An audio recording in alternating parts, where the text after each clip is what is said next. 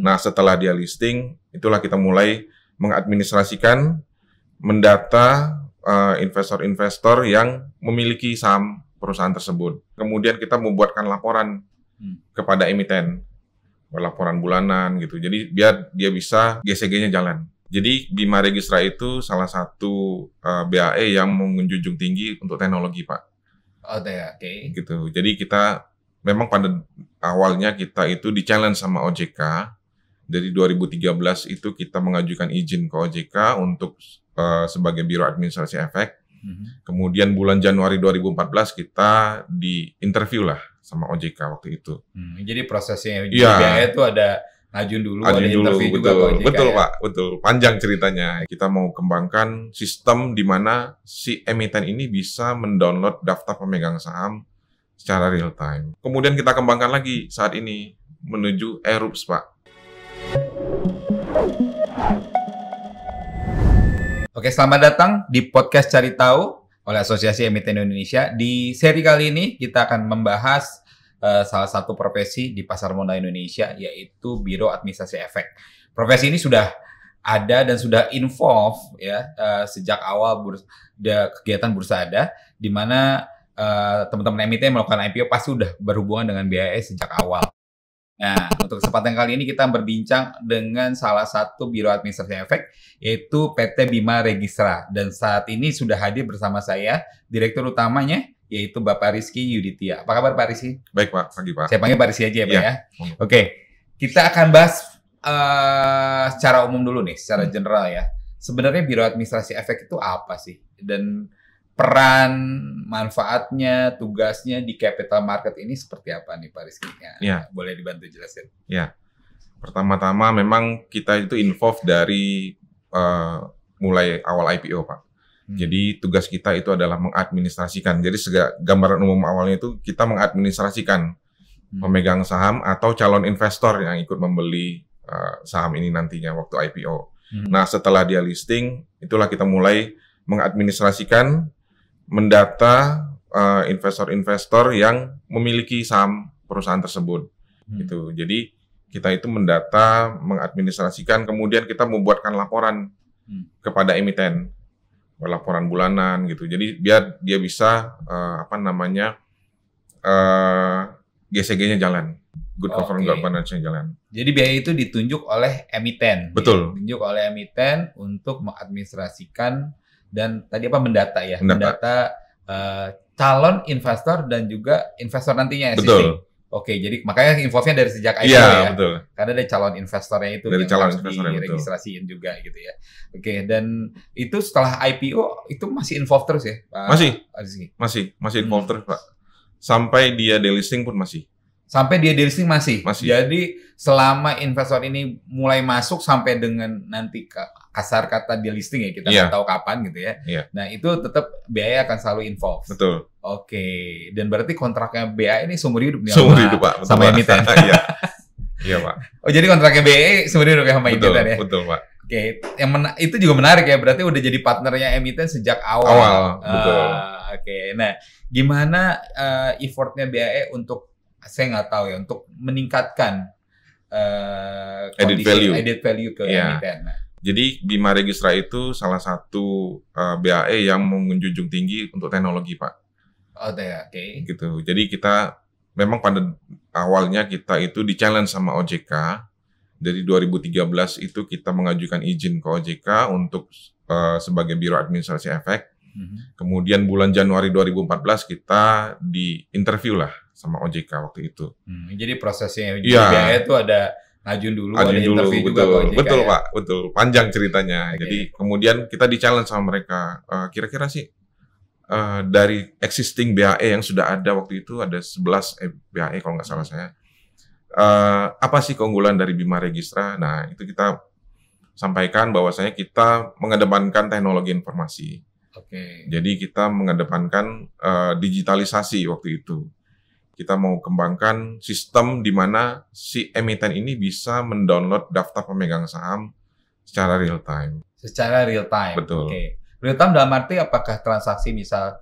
Oh, tidak seperti itu. Jadi Jadi datanya itu sudah kita masukkan ke dalam website kita, kemudian emiten dengan gampang bisa mendownload kapanpun mereka butuhkan. Oh, oke. Kapanpun mereka butuh, mereka tinggal download. Betul. Jadi nggak perlu request lagi lah ya. Betul. Udah ada ini sendiri. Oke. Jadi memang Bima Registra sebagai salah satu biaya administrasi efek itu lebih condong kepada pemanfaatan teknologi informasi tadi ya. Iya.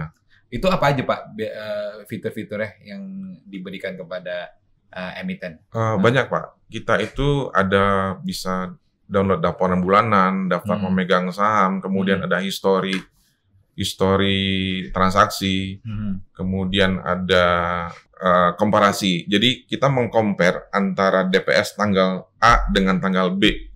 Oke. Nah, nanti di situ tuh kelihatan pergerakan kepemilikan sahamnya itu siapa gitu. Oke, jadi kalau di emiten kan kalau laporan bulanan emang wajib kan mereka. Betul, ya. Wajib. Biasanya per tanggal awal bulan gitu. Iya.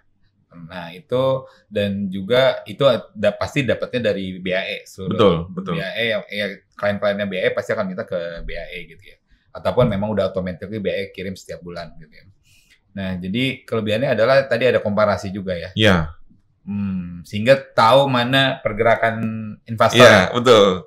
Mana investor yang nambah, mana investor yang ngurangin. Betul, kelihatan di situ. Oh, kelihatan di situ ya. Iya. Oke. Nah, compare itu kita buat ada yang 2 hari, ada yang 5 hari. Jadi dia bisa meng-compare tuh 5 tanggal, 5 DPS yang berbeda, nanti bisa kelihatan tuh. Kira-kira pergerakannya di sini gitu loh. Oh, itu bisa sampai 5 tanggal yang berbeda untuk komparasi atau ada maksimumnya? Nggak ada maksimum. Oh, nggak ada maksimumnya. Jadi orang bisa aja compare dari jauh-jauh hari juga. Oke, pergerakan masing-masing investor ya. Betul. Oke, menarik. Nah, balik lagi ke peran BAE nih Pak. Balik lagi ke peran BAE. Jadi BAE itu tadi meregister, mengadministrasikan data pemegang saham. Iya. Kalau dulu kan masih warkat ya zaman dulu betul. ya. Nah, terus memasuk ke era elektronik. Iya. Nah, apakah masih ada warkat yang tersisa ataukah memang sekarang udah fully semuanya udah? Masih Pak. Oh, masih ada yang warkat? Masih ada warkat. Masih. Itu juga kita administrasikan. Itu administrasikan juga. Betul. Nah, kalau warkat saya kira masih pasti cetakan-cetakan itu disimpan. Betul, Pak. Betul. Oh, betul. Masih. Jadi kadang-kadang gini, ada pemegang saham yang datang ke kita, itu sudah anak cucu. Oke. Anak cucu. Jadi kebetulan dia ketemu warkat sertifikat saham itu di lemari gitu. Datang ke kita, bertanya, kemudian ini saya bisa apain gitu loh. Ternyata itu nilainya signifikan Pak, bisa gede gitu. Jadi memang sudah diinvestasikan oleh orang tuanya dari dulu kala gitu. Jadi dia datang ke kita, kemudian kita cek keabsahannya, kemudian dia bisa menskripsikan. Oke, berarti orang yang bawa warkat ya bisa nanti menskripsikan juga. Iya, betul. Berarti nanti pas ada warkat yang masuk, warkatnya di-maintain sama betul, BAE. Betul. Oh, oke. Betul. Oke, itu menarik ya. Jadi buat teman-teman ya yang mulai beres-beres rumah nih ya, rumah orang tua, mungkin lebih sensitif lagi kali ya, lagi bersih-bersih, siapa tahu ketemu sertifikat saham, ya. Jadi balik lagi yang udah investasi mungkin 2 dekade, 3 dekade yang lalu di saham-saham blue chip, ya itu udah lumayan kali ya sekarang nilainya. Iya Pak, betul. Dan nah BAE sendiri, kita tahu mengadministrasi, terus juga tadi mengelola lah ya data-data investor. Nah, kira-kira bagaimana BAE dapat memperluas perannya ya Pak dalam mendorong ekosistem pasar modal yang lebih maju ke depan? Kira-kira effortnya BAE itu seperti apa? Karena kita itu sudah menjunjung tinggi di awal Pak digitalisasi, kita tinggal evolve ke berikutnya seperti apa. Kayak waktu kemarin itu kita di-challenge Pak sama salah satu emiten kita, itu mereka minta, bisa nggak saya RUPS itu seperti sister company saya yang ada di Malaysia waktu itu. Oh, oke. Jadi dia mencontohkan itu, dan kita waktu itu pitching lah beberapa BAE juga, dan kebetulan kita ditunjuk jadi jadi BAE-nya. Nah, challenge-nya itu adalah dia itu meminta kita menyiapkan sistem electronic voting, Pak.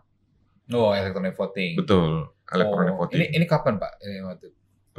Sudah 2017 Pak. Oh, jadi udah sejak 2017 Iya. itu adalah emiten yang request gitu ya. Betul. Oh, emiten yang request untuk peningkatan inilah ya skalanya BAE bisa Betul, nggak untuk betul. buatin sistem yang sama kayak di negara lain gitu ya. Iya, Hmm.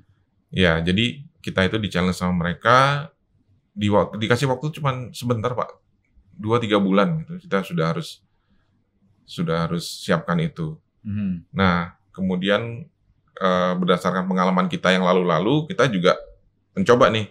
Jadi pemegang saham itu datang untuk waktu saat RUPS, datang kemudian kita berikan QR code untuk voting. Jadi begitu waktunya voting ya mereka menghampiri booth yang sudah kita siapkan dengan monitor layar touchscreen seperti itu. Dia tinggal scan QR-nya, dia tinggal vote. Nah, nanti vote-nya itu via handphone-nya via dia. handphone bisa, Aha. via booth yang sudah kita siapkan juga via bisa. booth bisa. Betul. Oke. Nanti hasilnya itu langsung tercapture di big screen-nya dia. Ya, karena kan sepengetahuan saya kan ingat zaman dulu kalau misalnya kita RUPS satu ruangan besar, udah gitu kan vote-nya masih angkat Angkat-angkat, betul, Nah, betul. oh, jadi itu udah mulai elektronisasi, sempat ada booth ya Iya, untuk voting, ataupun ada QR yang mereka bisa scan, mereka bisa vote dari gadgetnya masing-masing. betul. Atau kalau negeri saya ingat kan ada juga yang dikasih gadget satu-satu yang dia pilih yes or no ya. Betul, betul. Nah, Oke. Betul. Oh, jadi evolving-nya ke situ. Betul. Sampai akhirnya bikin e-voting-nya via itu ya Pak ya, via Betul. sistem tersebut. Nah, selanjutnya kira-kira perkembangan BAE itu ke depan akan seperti apa tuh Pak? Kan tadi udah ada e-voting, terus juga administrasi yang sudah menggunakan IT juga gitu ya, udah punya platform sendiri buat emiten. Nah, kira-kira ke depan ada perkembangan apa lagi nih BAE, terutama ya dari Bima Register sendiri yang Bapak pimpin? Ya, kalau kita belajar dari e-vote itu tadi Pak, tahun 2020, 2021 pas COVID kemarin itu kita ditunjuk sebagai BAE pengganti lah untuk RUPS. Jadi waktu itu kan memang kondisinya pandemi ya? Ya, pandemi. Nggak boleh. Jadi tidak boleh ada pertemuan offline nih ya. Karena kebetulan kita sudah memiliki sistem itu e-vote, kemudian ada salah satu emiten yang menunjuk kita sebagai BAE pengganti. Nah, e-vote kita itu kemudian kita kembangkan lagi saat ini menuju e-RUPS Pak.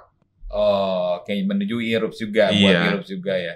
Oke, jadi BAE pengganti maksudnya gimana Pak? Sebenarnya BAE-nya bukan Bapak atau gimana? Iya, BAE-nya bukan kita. Oh, BAE bukan dari tempat Iya. Bapak, tapi untuk RUPS-nya menggunakan Sistemnya kita. sistemnya BAE Bapak. Betul. Oke, menarik. Tahan dulu Pak Rizky, kita akan lanjutkan pada segmen berikutnya. Masih di podcast Cari Tahu. Jadi teman-teman Cari Tahu jangan kemana-mana, kita akan kembali di segmen berikutnya. Masih bersama Pak Rizky, Direktur Utama dari PT Bima Register.